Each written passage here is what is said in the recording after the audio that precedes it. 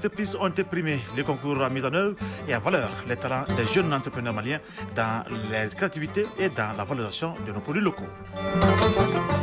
Droits et devoirs du citoyen, le contrat social à l'épreuve de la vie communautaire et contemporaine, sur le thème d'une masterclass à l'École supérieure de gestion, une mission d'éducation civique, citoyenne et de développement personnel et d'engagement patriotique pour faire des étudiants des citoyens modèles et responsables.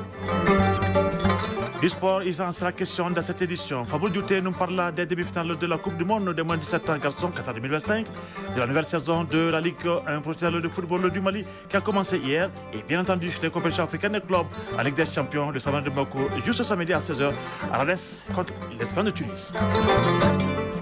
La culture, ce sera dans fin de journal. Cyril Traoré nous fait le point de la répétition de la chorégraphie qui sera présentée à l'ouverture de la Biennale à Tombouctou. Les tableaux retenus retracent le Mali des Empires et une partie de l'histoire de Tombouctou et le Mali actuel. Le ministre Mahmoud Dafé a encouragé les 333 chorégraphes et l'équipe d'encadrement pour le travail remarquable. Voilà pour le titre. Bienvenue sur l'ORTM. Je le disais, les lauréats du concours du plan d'affaires du Salon international de l'AIS sont connus. Les résultats ont été proclamés ce vendredi par le bureau d'études du RALEX et sur 208 plans d'affaires enregistrés dans différents domaines. Ce sont donc 5 entreprises qui ont été primées. Ce concours vise à mettre en œuvre le talent des jeunes entrepreneurs maliens dans la créativité et dans la valorisation de nos produits locaux. Reportage Djemba Moussa Konati. À l'issue de ce concours de plan d'affaires du Salon international de l'entrepreneuriat de l'AES, ce sont 5 entreprises qui ont été primées. La première lauréate, c'est l'entreprise agroalimentaire Anka, basée à Sikasso, qui a remporté le prix de l'entrepreneuriat AES avec un montant de 4 millions de francs CFA. Elle a été suivie de l'entreprise Belle Femme Cosmétique, spécialisée en valorisation des produits locaux, aussi basée à Sikasso. Son prix, dénommé prix de la résilience économique, est de 3 millions de francs CFA. Le troisième prix, 2 millions de francs CFA, est revenu à l'entreprise Codol Fiba Holding qui a présenté la solution collier intelligent pour l'élevage, une innovation dans le secteur de l'élevage qui permet de constater les anomalies dans la santé de l'animal. Ce concours vise à mettre en valeur le talent des jeunes entrepreneurs maliens dans la créativité et dans la valorisation de nos produits locaux. Boukari Togo, président de la sous-commission d'organisation du concours du plan d'affaires. La compétition du plan d'affaires, c'est pour mettre vraiment en compétition les jeunes porteurs de projets, les jeunes dont l'âge est compris entre 18 et 40 ans, les startups qui sont dans l'innovation, pour un peu faire éclore le talent des jeunes maliens. Mais la condition était que les jeunes qui postulent soient des jeunes, même si c'est des jeunes de l'AS, mais il faut qu'ils résident au Mali. Les lauréates de ce concours entendent redoubler d'efforts et d'utiliser à bon escient les prix reçus. Rokia Siaka Kanté, promotrice de l'entreprise Anka. Cela m'encourage davantage à continuer la lutte que j'ai déjà commencée, valoriser nos produits locaux, lutter contre la malnutrition infantile, créer de l'emploi et contribuer à la réduction des cas de malnutrition ici au Mali. L'autre innovation primée à ce salon, c'est le collier intelligent pour l'élevage. Cette solution qui vise à réduire les conflits entre éleveurs et agriculteurs, surtout en milieu rural. Aïssata Sall, fondatrice de Codol Fiba Holding. Pour utiliser Codol, il faut le mettre autour du cou de l'animal. Donc une fois que c'est autour du cou de l'animal, on programme avec le site qu'on a. Ça nous permet de recevoir les données. Et ensuite, sur la plateforme, l'éleveur a accès à d'autres solutions telles que la géolocalisation de son animal. Il a accès aussi à des sites où il peut avoir de l'eau et de l'herbe, on peut le guider. Et aussi, il a la possibilité de tracer des zones pour empêcher les animaux de rentrer dans les champs. Rappelons qu'au total, ce sont 208 plans d'action qui ont été enregistrés dans différents domaines pour ce concours. Sur l'autre plan, l'École supérieure de gestion a reçu la visite des ministres chargés de la jeunesse et de l'enseignement supérieur. Ils ont animé une masterclass sous le thème « Droits et devoirs du citoyen, le contrat social à l'épreuve de la vie communautaire contemporaine ». Une mission d'éducation civique, citoyenne, de développement personnel et d'engagement patriotique est pour faire des étudiants des citoyens modèles et responsables. Une séance qui a pris fin par une remise d'attestation et de reconnaissance aux 2 ministres invités. Compte rendu, Hawa Adama Koulibaly. En 1h30, les étudiants ont reçu des éclairages concrets sur leurs responsabilités individuelles et collectives.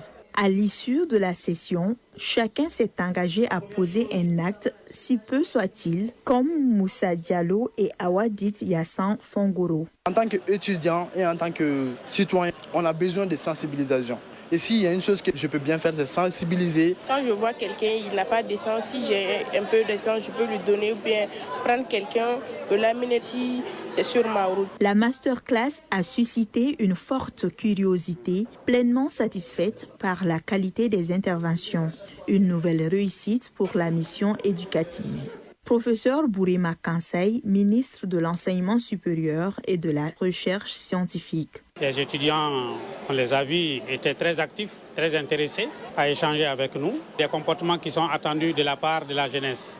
L'engagement, la patience, le patriotisme, que toute la jeunesse doit être mobilisée.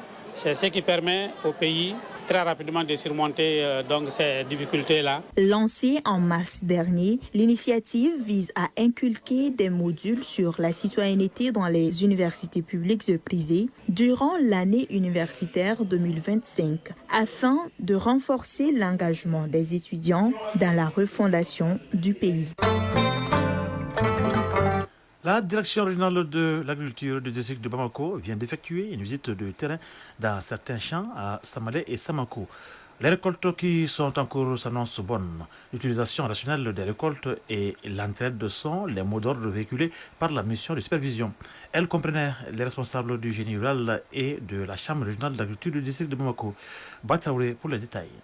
Le directeur régional de l'agriculture du district de Bamako et les responsables du génie rural et ceux de la chambre régionale d'agriculture veulent garder le contact avec les paysans au moment où les récoltes sont en cours. Le champ du producteur Isiaka Boubacar Kone du village de Samalé dans la commune rurale du Mandé est la première étape de cette visite de supervision. Isiaka Boubacar Kone, producteur. Je pratique le riz, le maïs, du haricot et du mil. Au total, j'ai 118 hectares à exploiter, dont 5 hectares en forêt que j'ai classé dans son état. Donc je fais du riz 30 hectares, je fais du mil 4 hectares, du petit mil à 4 hectares, du maïs 30 hectares. La délégation s'est ensuite rendue sur le site de la coopérative du périmètre aménagé de Samanko.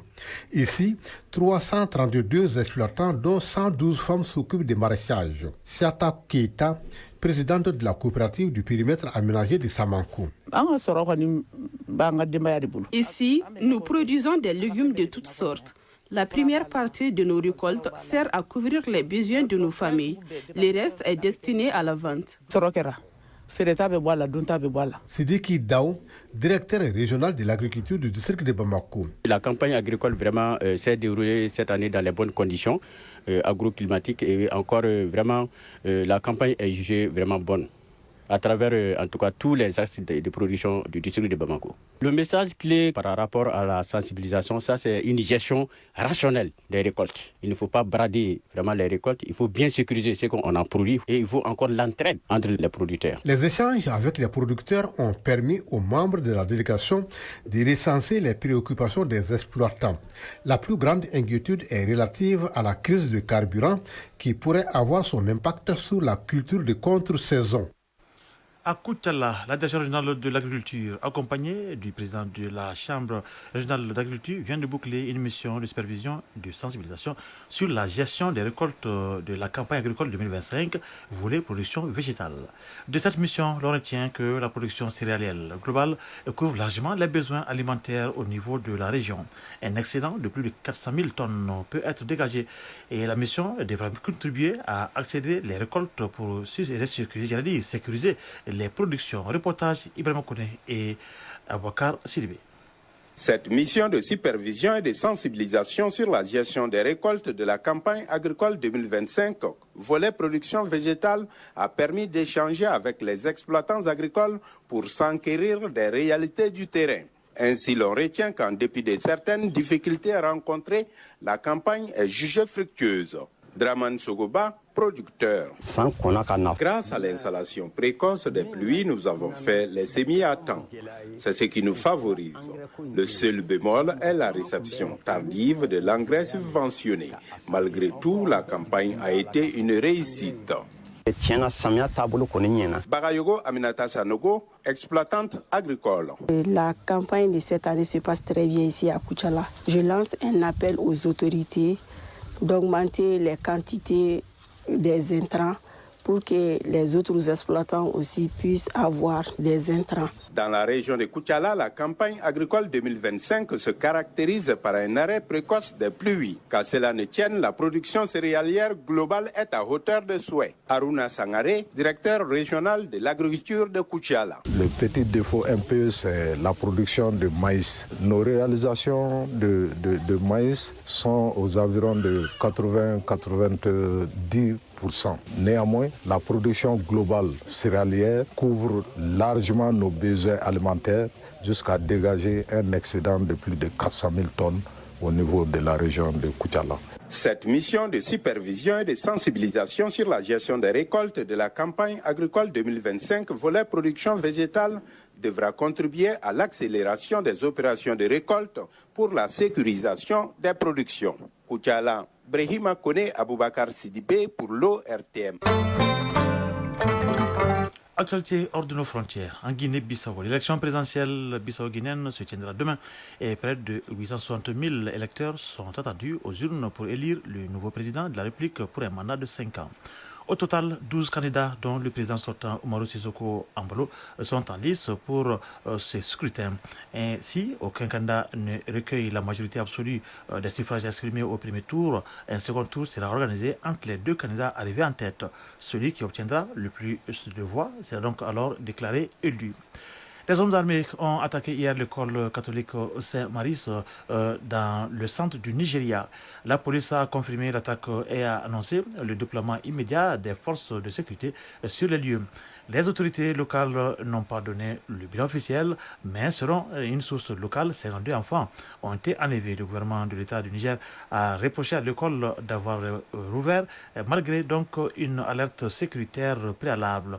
Alors cette attaque intervient quelques jours après l'enlèvement de 25 lycéens dans l'État de Kebbi. En Afrique du Sud, le sommet du G20 s'est ouvert ce samedi à Johannesburg pour la première fois sur le sol africain. Le G20 est un groupe de 19 pays qui comprend les économies les plus riches et les plus développées du monde. Le président sud-africain Cyril Ramaphosa a mis en avant la valeur du multilatéralisme comme moyen de résoudre les défis mondiaux. Ce sommet sera donc lui à 4 priorités. La réduction des risques de catastrophes naturelles en renonçant à la COP 30 qui s'achève, la transition énergétique, mobiliser davantage de financement climat, entre autres. Et le grand absent de ce sommet est le président américain Donald Trump qui a boudé l'événement. Et puis, l'Union européenne a sanctionné Abdelrahim Radan Dagalo, numéro 2 des forces de soutien rapide pour des violations commises par ses troupes au Soudan. L'Union européenne affirme que ces actes pourraient contribuer donc aux crimes de guerre et des crimes contre l'humanité. Bien, ces mesures surviennent après la prise d'El Fazer, des répressions de l'armée dans le Darfour occidental. Les FCR n'ont pas directement réagi, mais disent soutenir les efforts internationaux pour un cessez-le-feu. Retour à la télé nationale, 39 millions de francs CFA, c'est la valeur des équipements chirurgicaux et consommables remis au ministère de la Santé et du Développement social par UK International Development. La cérémonie s'est déroulée ce jeudi à la direction de la santé et de l'hygiène publique. Ces matériels serviront donc à prendre en charge des complications liées à la fibrose et lymphatique. Et le compte rendu est signé Maïmouna Doumbia. Cette donation vient renforcer la capacité des structures sanitaires dans la prise en charge chirurgicale des cas d'hydrocèle et l'amélioration de la qualité de vie des patients souffrant de lymphodème. Cheikh Amadou Tidjan Traoré, directeur général de la santé et de l'hygiène publique. Cet appui va aller pour soulager les populations maliennes. Déjà, nous sommes à un niveau de lutte où on est en pré-certification. Donc des évaluations ont été faites déjà dans certaines régions. On a déjà recensé un certain nombre de cas. Et ces médicaments doivent faire face à la prise en charge des complications liées à la filariose lymphatique. Pour l'ambassadeur du Royaume-Uni, ce geste marque une étape importante dans la lutte contre la filariose lymphatique. Angus Emski. La remise des équipements chirurgicaux et des consommables que nous célébrons n'est pas seulement symbolique. Elle représente une avancée concrète pour la prise en charge des complications de cette maladie, notamment l'hydrocèle. Docteur Mamadou Koulibaly, responsable du bureau des partenaires techniques et financiers. Des consommables, des médicaments et des petits matériels de chirurgie au programme national d'élimination de la filariose lymphatique sont destinés aux centres de santé évalués et permettront également de conduire la formation des chirurgiens dans la région sanitaire de Caille conformément aux techniques recommandées par l'OMS pour la chirurgie de l'hydrocèle liée à la filariose lymphatique. Le secrétaire général du ministère de la Santé et du Développement social réitère la gratitude du département aux donateurs et à tous les partenaires techniques et financiers pour leur appui multiforme. Abdoulaye Guindo. Les évaluations de la capacité des centres pour la prise en charge de ces complications ont été conduites avec succès dans les régions de Caille, Koulikouros et Sikasso. Elles sont en cours dans les régions de Tombouctou, Gao, Menaka et Kidal. Ces évaluations ont permis de dégager des gaps et de proposer un plan d'action pour combler les gaps. C'est dans ce contexte que la remise de ces équipements et consommable prend tout son sens. Le Mali a enregistré des progrès remarquables vers l'interruption de la transmission du parasite de la filariose lymphatique depuis 2019.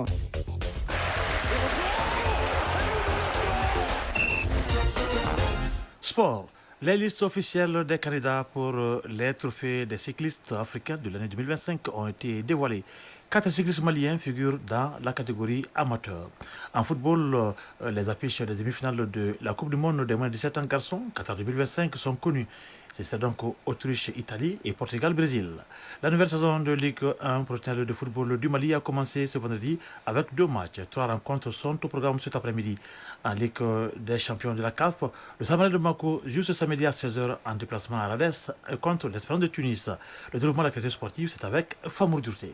Pour le compte de la première journée de la phase de poule de la Ligue des champions de la CAF, l'Espérance sportive de Tunis accueille le stade malien de Bamako ce samedi 22 novembre 2025 à 16h au stade olympique de Radès. L'Espérance a atteint la phase de poule après avoir éliminé au tour préliminaire l'AS Fan du Niger et Raimo FC du Burkina Faso. Quant au stade malien de Bamako, il a écarté l'AS Tempête Mokafa de la Centrafrique et le FC Nouadhibou de la Mauritanie. Mouril Messak Njoya, entraîneur du stade malien de Bamako. Nous avons joué à l'esprit de tout faire pour terminer premier ou deuxième afin de se qualifier pour les quarts de finale. Cette rencontre sera la 9e dans les compétitions africaines entre l'Espérance et le stade malien de Bamako avec un avantage espérantiste de 7 victoires. La dernière victoire était lors du match retour de la phase de poule de la Coupe CAF en 2015. Le stade malien n'a enregistré qu'une seule victoire contre l'Espérance de Tunis qui remonte au match aller de la Coupe CAF en 2015 à Radès.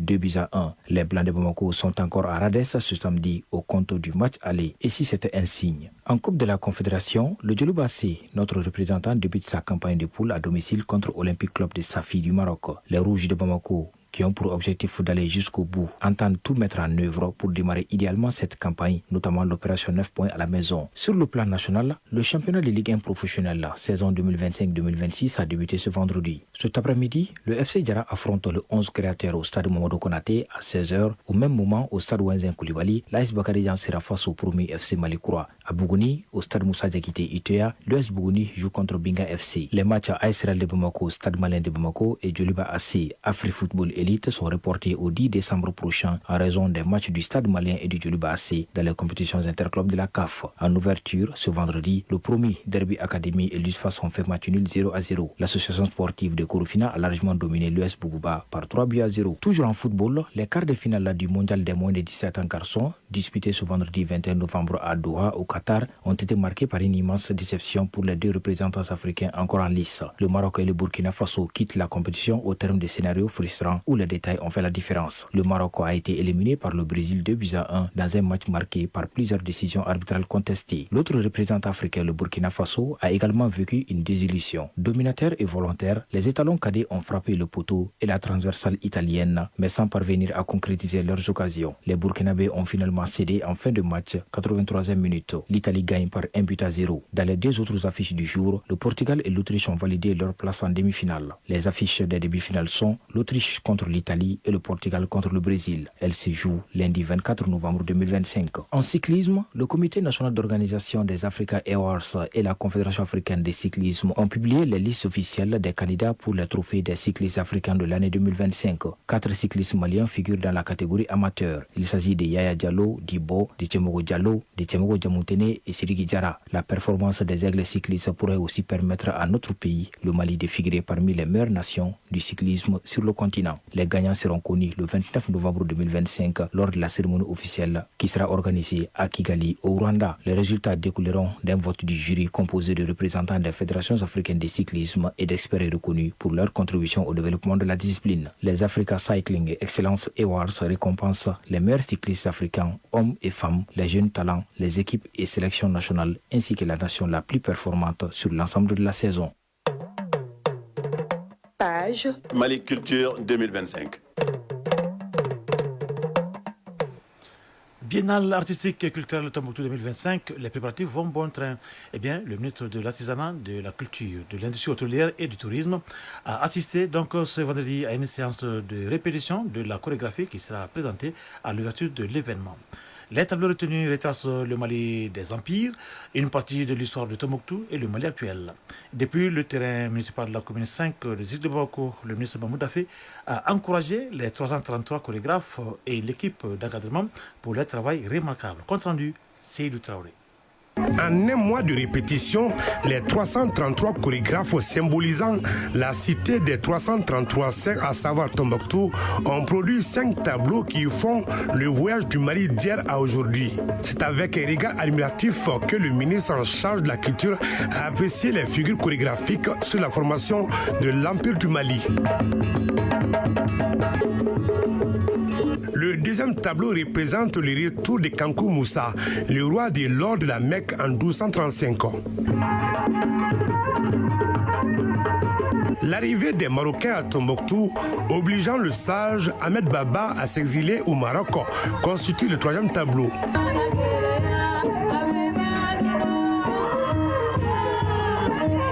Le quatrième et cinquième tableau décrivent le Mali actuel, la rébellion de 2012, l'infiltration terroriste, jusqu'à cette année dédiée à la culture. Karim Tougoula, metteur en scène.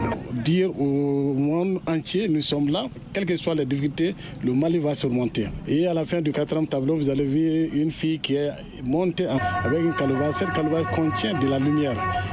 Cette lumière jaillit pour dire que les enfants sont l'avenir de ce pays. Saluant le travail des 60 chorégraphes de Bamako et 273 de Tombouctou composant l'effectif des chorégraphes, le ministre en charge de la culture a exprimé sa satisfaction de voir un tel travail à quelques jours de la biennale. Mahmoud Daffé. Cette chorégraphie nous rappelle ce que nous avons été dans le temps.